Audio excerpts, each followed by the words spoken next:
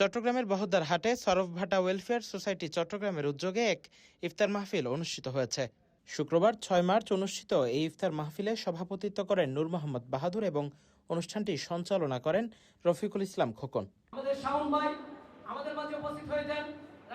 অনুষ্ঠানে প্রধান অতিথি হিসেবে উপস্থিত ছিলেন রাঙ্গুনিয়া উপজেলা বিএনপির সভাপতি অধ্যাপক কুতুবুদ্দিন বাহার। বিশেষ অতিথি হিসেবে উপস্থিত ছিলেন উপজেলা বিএনপির যুগ্ম আহ্বায়ক ওসমান আজতার কামাল চৌধুরী, অধ্যাপক মমতাজ, ওয়েলফেয়ার সোসাইটির ডাক্তার এস.এম. আবুল ফজল, আমিনুল ইসলাম বেলাল, অধ্যক্ষ মারফতুন নূর আল কাদেরী, দৈনিক প্রিয় চট্টগ্রামের নির্বাহী সম্পাদক ও চট্টগ্রাম প্রেস ক্লাবের সদস্য ইমতিয়াজ শাহন সহ অনেকেই।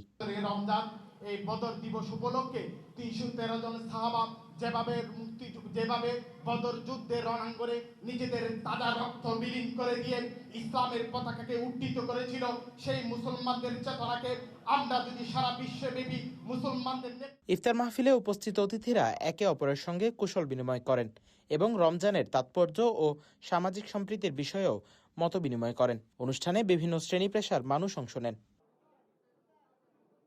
News desk, CTG post, Chittagong.